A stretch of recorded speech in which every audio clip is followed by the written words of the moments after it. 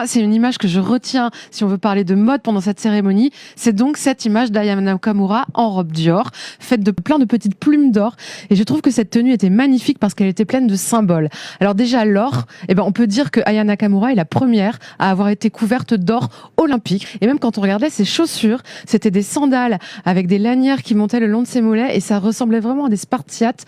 Pour moi, ça m'évoquait la Grèce antique qui est, comme chacun sait, le berceau des Jeux Olympiques. Donc double clin d'œil finalement à l'olympisme. Voilà. Et c'était très bien senti. Est-ce que c'était joli? Elle, je l'ai trouvée mais extrêmement gracieuse, très charismatique, mais ça on sait qu'elle est charismatique, mais sa chorégraphie était gracieuse avec ses danseuses.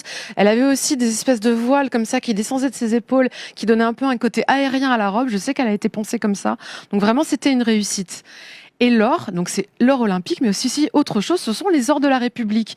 Aya Nakamura a été accompagnée pour chanter ses chansons et des reprises de Charles Aznavour de la garde républicaine. Et je trouve qu'il y avait vraiment un jeu d'écho entre le doré de sa robe et les dorures des uniformes de la garde républicaine et de leurs instruments.